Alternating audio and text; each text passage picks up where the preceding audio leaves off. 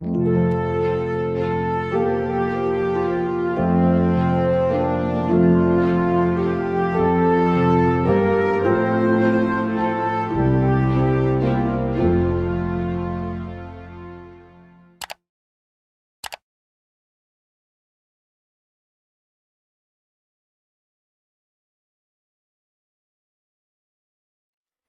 tal, mis queridos amigos de Ministerio Séptimo Milenio?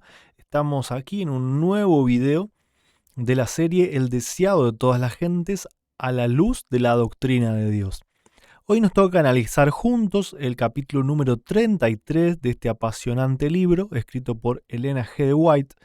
Y la verdad es que fue un capítulo muy pero muy especial cuando lo leí porque con respecto a la doctrina de Dios he encontrado algunos párrafos que son invaluables y deseo compartirlos con ustedes. Van a ser párrafos muy pero muy aclaratorios justamente quizás en textos bíblicos que son a veces complicados de entender. Entonces, sin más, los invito a que podamos entrar juntos en esta historia que se llama ¿Quiénes son mis hermanos? Jesús tenía medios hermanos de parte de José y ellos nunca habían aceptado a Cristo como el enviado de Dios, ¿sí?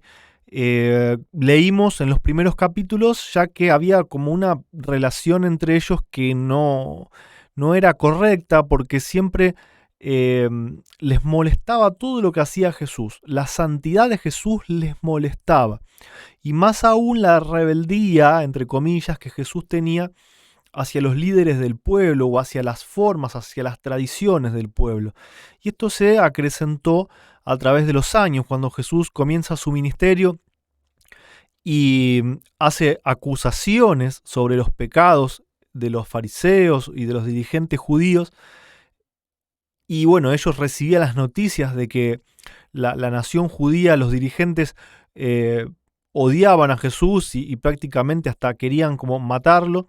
Ellos consideraban de que Jesús se lo había buscado y creían que ellos tenían el deber de persuadirlo, de obligarlo a cambiar su mala conducta, según ellos, ¿no es cierto? Pero la autora de este libro nos va a hablar, o va a centrar, mejor dicho, este capítulo más en lo que significa rechazar el Espíritu Santo que en la historia en sí, y por eso vamos a leer varias citas donde lo que se quiere explicar es qué significa el pecado contra el Espíritu Santo. El primer párrafo que vamos a leer dice: Jesús había realizado por segunda vez el milagro de sanar a un hombre poseído, ciego y mudo, y los fariseos habían reiterado la acusación: por el príncipe de los demonios, echa fuera los demonios. Esto encaja en la historia porque esta noticia llegó a los oídos de sus hermanos y se quisieron aliar con María, la quisieron poner a María, la madre de Jesús, de su lado, para hacer recapacitar a Cristo, ¿no es cierto?, cuando llegaron a escuchar esta acusación de que Jesús trabajaba con el poder de Satanás. Y bueno, todo el escándalo caía sobre ellos porque eran familia de Jesús, ¿no es cierto? Entonces, los dirigentes judíos acusan a Jesús de que él echaba afuera a los demonios por el príncipe de los demonios, o sea, con la misma fuerza o el mismo poder de Satanás. Jesús les dijo claramente que al atribuir la obra del Espíritu Santo a Satanás, se estaban separando de la fuente de bendición. Los que habían hablado contra Jesús mismo, sin discernir su carácter divino, podrían ser perdonados, porque podrían ser inducidos por el Espíritu Santo a ver su error y arrepentirse. Voy a hacer un alto acá, porque vamos a ir poniendo asteriscos para después formar un enunciado completo, ¿no? Entonces, los que habían hablado contra Jesús mismo, o sea, contra el Jesús como humano acá en la tierra, podrían ser perdonados. Ese es el punto número 1, ¿sí? Vamos a anotarlo. Vamos a anotarlo. ¿Por qué? Porque cualquiera que sea el pecado, si el alma se arrepiente y cree, la culpa queda lavada en la sangre de Cristo. Pero el que rechaza la obra del Espíritu Santo se coloca donde el arrepentimiento y la fe no pueden alcanzarle. Es por el Espíritu Santo como obra Dios en el corazón. Cuando los hombres rechazan voluntariamente al Espíritu y declaran que es Satanás, cortan el conducto por el cual Dios puede comunicarse con ellos.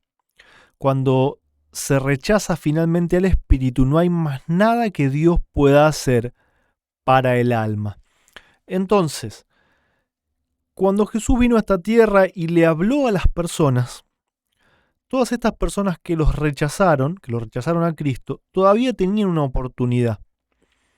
Porque Dios habla a nuestra mente, ¿sí? Venimos leyendo en varios capítulos que estos fariseos y dirigentes judíos, aunque peleaban contra Cristo, en el fondo se sentían atraídos hacia Él, se sentían indignos en su presencia, pero el orgullo era lo que no les permitía aceptarlos como su Mesías después de haber luchado tanto contra Él, ¿no es cierto?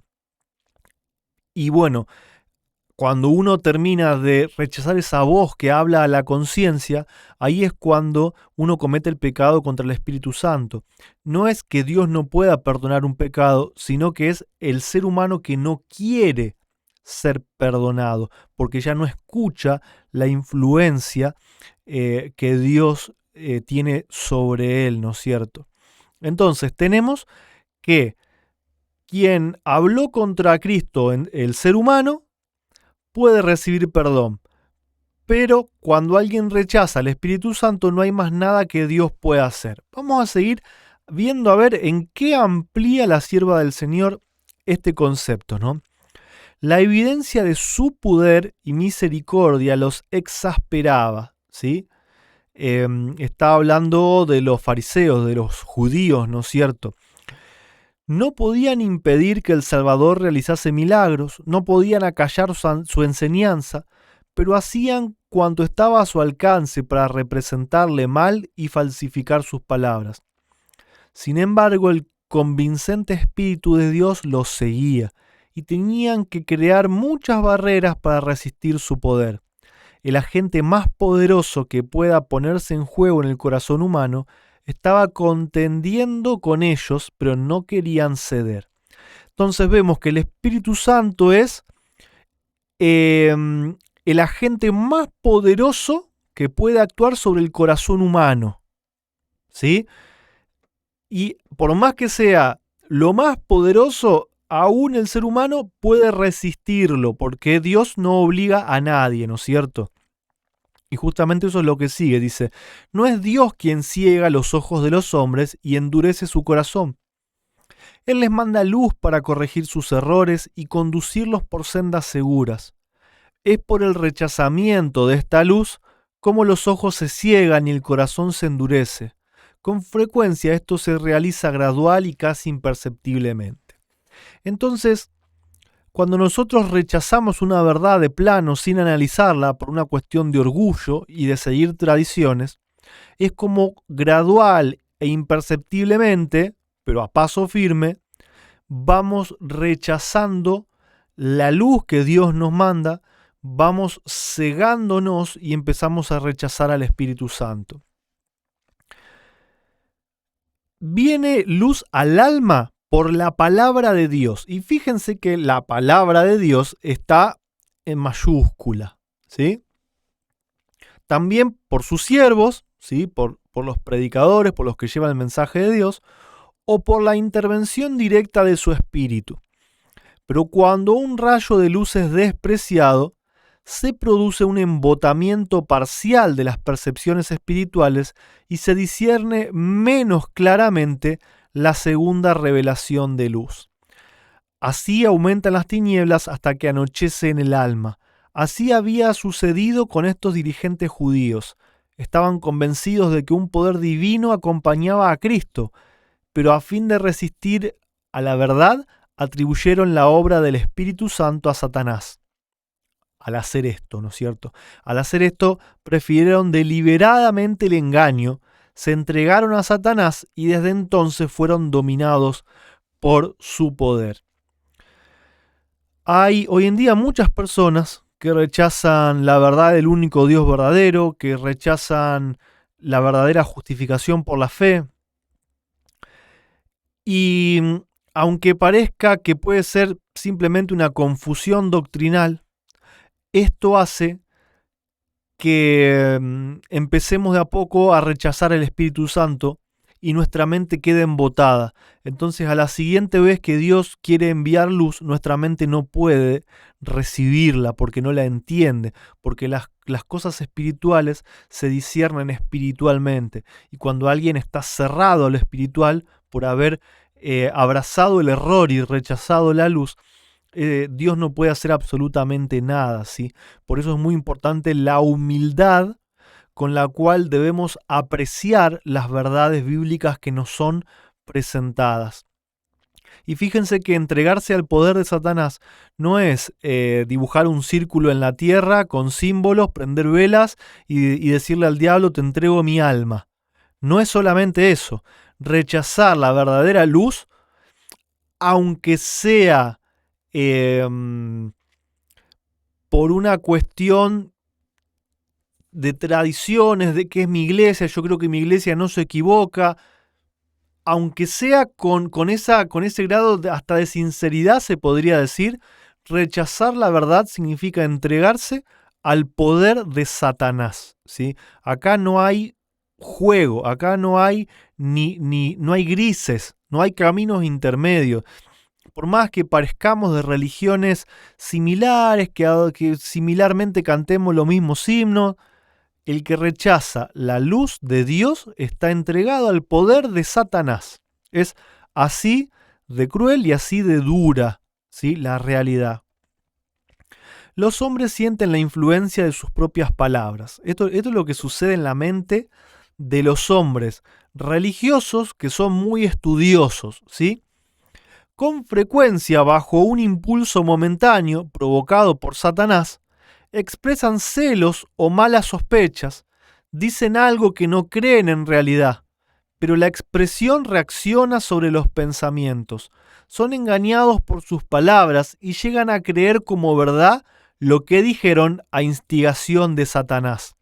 Habiendo expresado una vez una opinión o decisión, son con frecuencia demasiado orgullosos para retractarse y tratan de demostrar que tienen razón hasta que llegan a creer que realmente la tienen. Es tremendo, ¿no?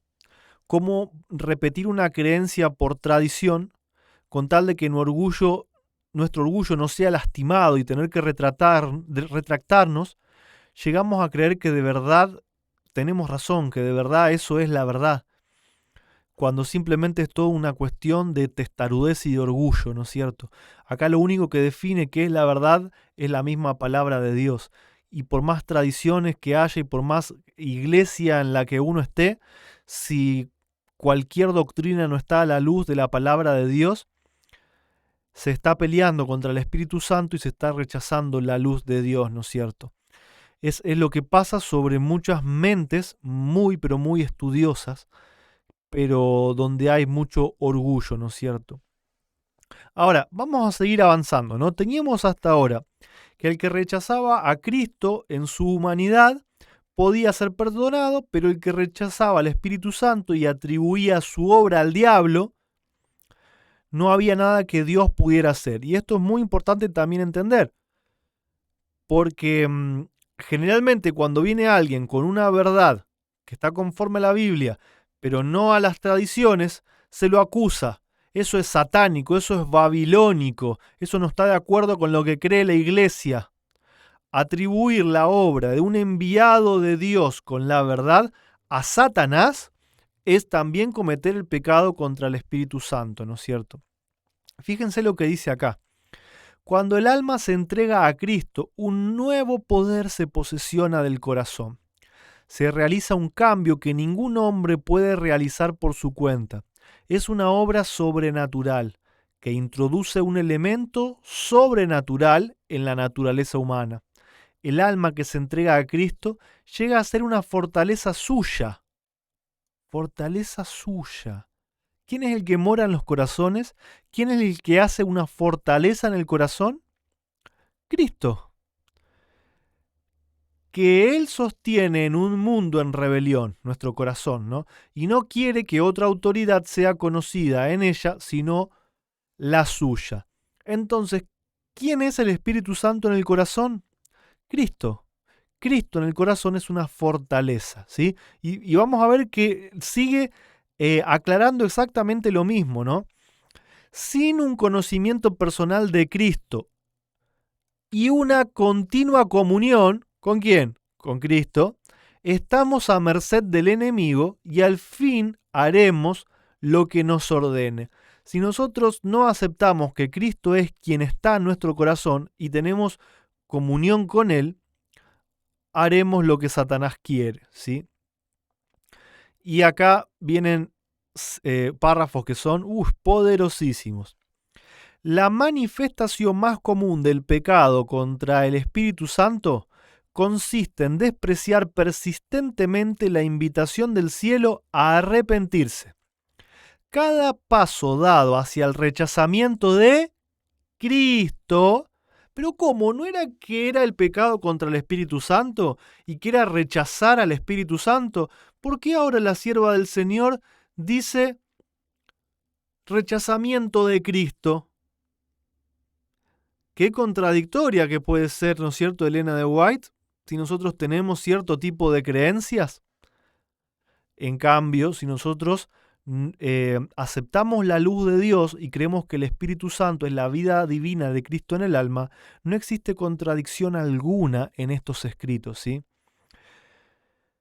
Cada paso dado hacia el rechazamiento de Cristo es un paso hacia el rechazamiento de la salvación y hacia el pecado contra el Espíritu Santo.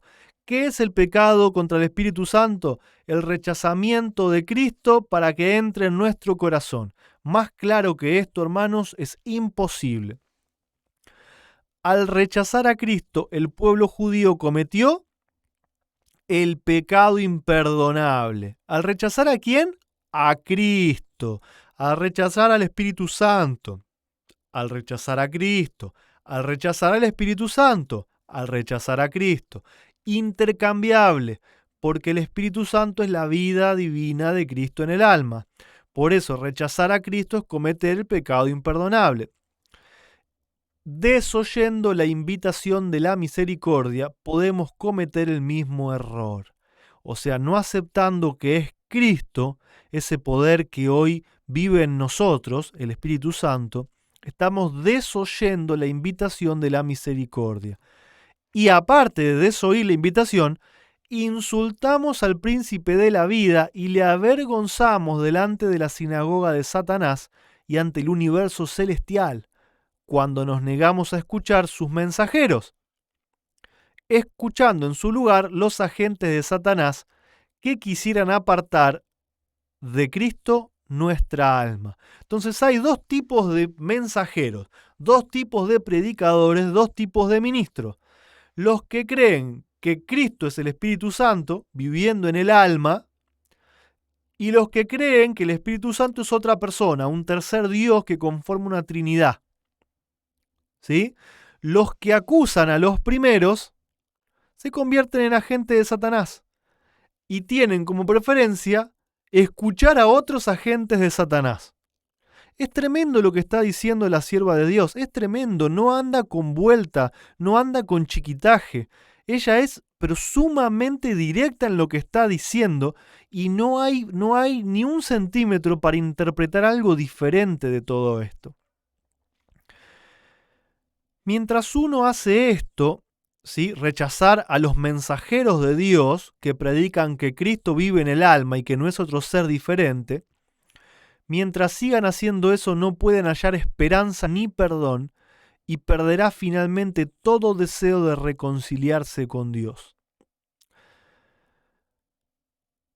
Yo no estoy diciendo esto, no estoy utilizando esto para que me vean a mí de una forma diferente, sino para que vean a Cristo de una forma diferente, para que vean a Cristo invisible caminando a su lado. Eso es lo único a lo que estoy llamando que puedan ver.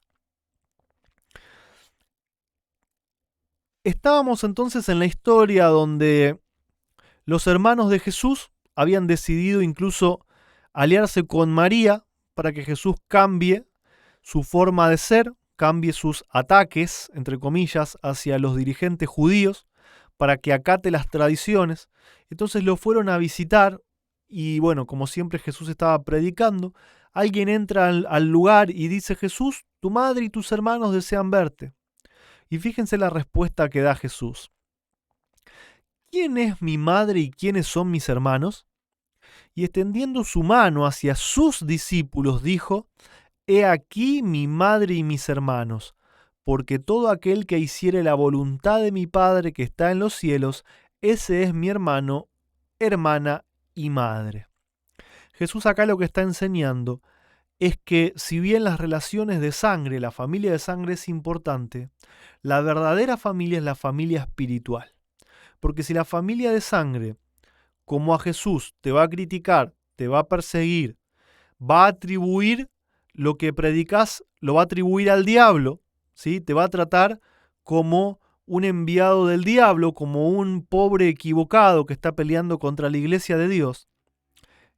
Entonces, no te va a quedar otra que hacer lo mismo que Jesús, quien quería mucho a su familia, pero encontraba paz no visitándola y yendo a visitar a otras personas, como por ejemplo a Lázaro, María y a Marta. Jesús tenía más paz visitando a ellos, que era su lugar favorito en la tierra, o estando a solas con su Padre Celestial en la naturaleza, que visitando a sus propios hermanos, a su propia familia. Esto es una lección también muy importante para entender, ¿no? Que ser rechazados por nuestra propia familia, ser criticados, apuntados, perseguidos por nuestra propia familia, es algo que Jesús también pasó y no debería de ser algo que nos tumbe, que nos tire abajo, porque nosotros tenemos nuestra verdadera familia en los que hicieran la voluntad del Padre que está en los cielos, ¿sí? Entre los que tienen la misma fe en el único Dios verdadero. Nosotros somos una verdadera familia delante de Dios. Sigue diciendo la sierva del Señor: los que están llamados a sufrir por la causa de Cristo, quienes tienen que soportar incomprensión y desconfianza aún de su propia casa, pueden hallar consuelo en el pensamiento de que Jesús soportó lo mismo. Se compadece de ellos, los invita a hallar compañerismo en Él y alivio donde Él lo halló, en la comunión con el Padre. Jesús te invita a hallar compañerismo en Él. ¿Sí? Jesús viviendo en nuestros corazones, Jesús invisible acá, al lado tuyo, al lado mío. Eso es verdaderamente el consolador, ¿sí? Jesús al lado tuyo, Jesús al lado mío. Y si sostenemos un vínculo de parentesco con Él, con Jesús, ¿con qué ternura debemos considerar a los que son hermanos y hermanas de nuestro Señor? ¿No debiéramos estar listos para conocer los derechos de nuestra relación divina? Adoptados en la familia de Dios, ¿no honraremos a nuestro Padre y a nuestra parentela? Hermano, hermana, que creen en la fe del único Dios verdadero, que creen en el mensaje del tercer ángel, en la justificación por la fe, en la ley de Dios, nosotros somos una familia. No importa si tu padre, tu madre y tus hermanos te hicieron a un lado, no importa si tu iglesia te echó, te desglosó, no importa si en tu ciudad estás solo. Tenés una familia, yo soy tu hermano, vos sos mi hermano. Y hay muchos otros, ¿sí? Muchos otros que nos vamos encontrando en las distintas transmisiones y videos que hacemos a través de internet, que también son hermanos y hermanas. Porque tenemos al mismo Padre y porque tenemos al mismo Espíritu Santo morando en nuestros corazones. Es una invitación, ¿sí? El hecho de amarnos más entre nosotros, en esta nueva familia que hemos conformado al aceptar a Jesús como nuestro consolador, al aceptar a Dios el Padre como el único Dios verdadero. Que nos amemos más entre nosotros, que nos preocupemos más los unos por los otros, que oremos más los unos por los otros, porque esta hermandad, esta unión espiritual que hoy tenemos acá en la tierra, va a continuar por toda la eternidad. ¿Sí? Si nosotros no profundizamos estos lazos acá en la tierra, ¿qué esperamos? ¿Hacerlo en el cielo? No tenemos que seguir insistiendo en los que rechazan constantemente la luz. ¿Sí? Si ellos quieren, si ellos cambian, si ellos son humildes delante de Dios, ellos mismos van a venir a buscar de una palabra, de un consejo, o van a venir a buscar estudiar juntos la palabra de Dios, y así van a conocer a Cristo. Mientras tanto, tenemos un montón de hermanos y hermanas por los cuales preocuparnos y a los cuales seguir compartiendo cada día la palabra de Dios. Ese es mi deseo, que podamos agrandar la familia, ¿sí? en estas verdades, y principalmente estar hermanados por tener al mismo Jesús invisible viviendo en cada uno de nuestros corazones. Bendiciones a cada uno de ustedes, mis hermanos y mis hermanas, y hasta la próxima.